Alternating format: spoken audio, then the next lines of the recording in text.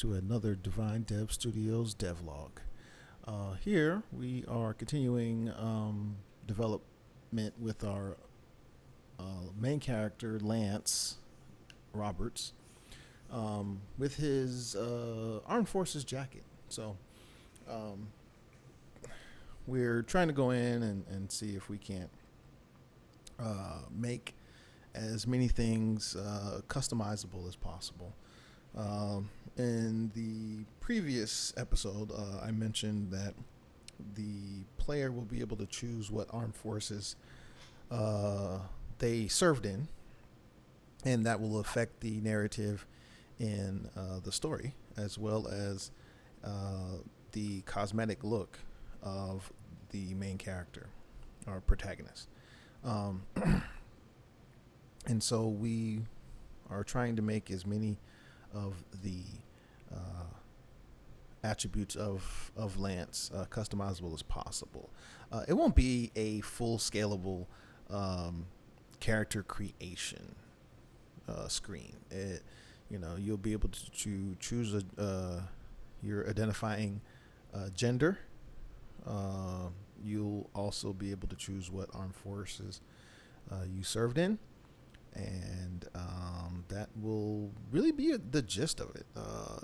We're looking into how easy it would be to add a couple other features to it. Maybe being able to change the color of your jeans, or being able to change the color of your boots, or even the color of your shades. But for the most part, that will definitely be the maximum of the customization that you'll be able to do. So here we're trying to fix up certain things of the jacket, trying to fix penetrating meshes and things like that. We're kind of going back in, retopologizing some things, cleaning up topology, stuff like that. Making the overall process a lot easier. We're in Maya doing this current work. Development is coming along pretty smooth.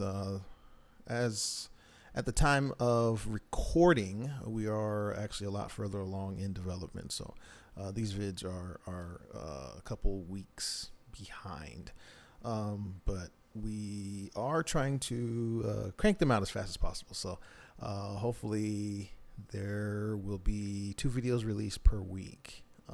Hopefully that pattern has already been established, but moving forward, we plan on trying to do that, so that way we can definitely catch up on the backlog of devlogs we have to put out to YouTube, and hopefully being able to catalog as much of the process as possible. It won't necessarily be the entire process, but it'll be much of the process. If you would like to see more, then definitely hop over to our live streams over on twitch.tv, where we dev. We have a lot of topical conversations. There's a great community over there who, for the most part, spark the majority of those topics and conversations. And I just joined along, put my 2 cents in here and there, and we all have a great time doing so. As you can see right here, we're continuing with the topology adjustments, and trying to make sure that when we bake, the cage will be nice. There won't really be much work needing to be done to get a good bake from those things, while still keeping a fairly low try count. So here we are. We're in Substance Designer, and we've separated a lot of these assets to where we can basically have an exploded bake without necessarily exploding the mesh.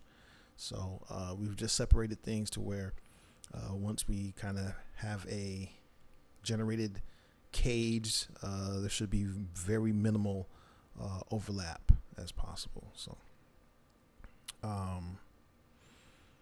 Yes, and I like the workflow in Substance Designer.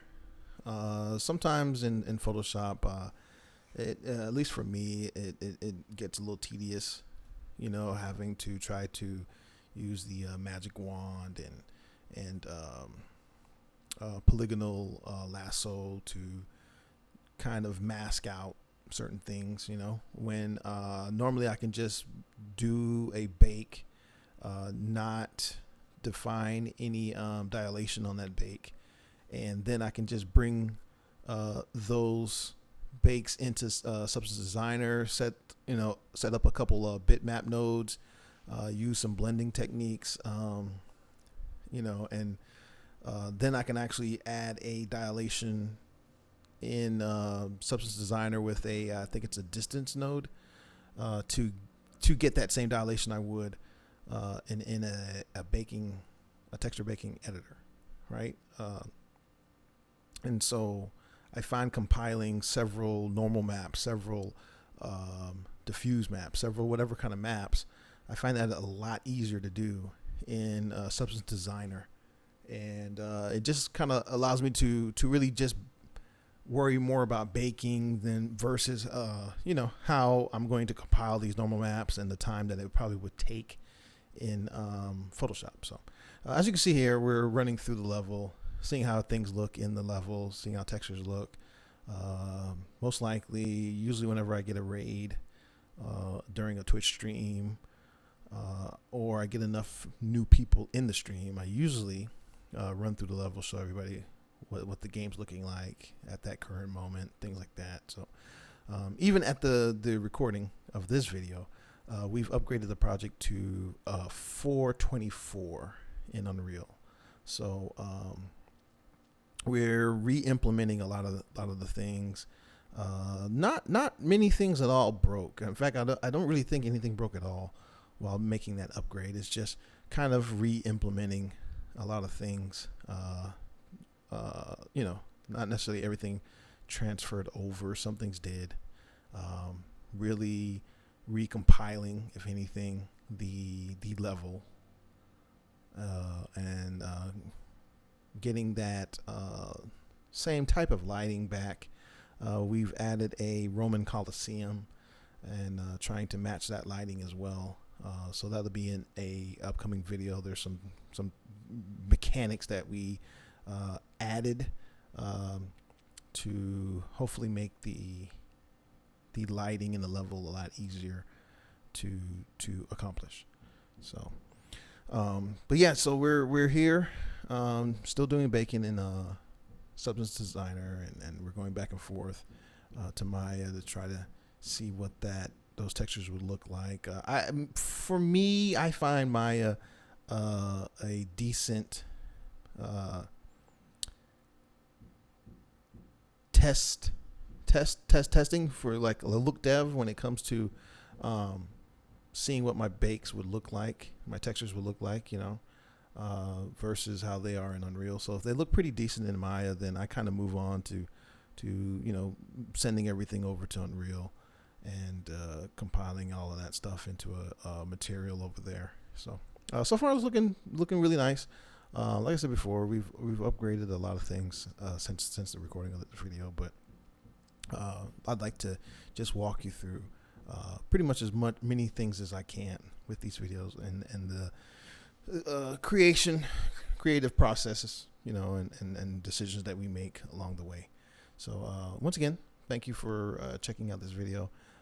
If you like what you've seen, please leave a like, leave a comment, subscribe, and make sure you turn on the notification bell so you can see when we have more videos. And stop over anytime during the Twitch streams. We stream about 6 days a week.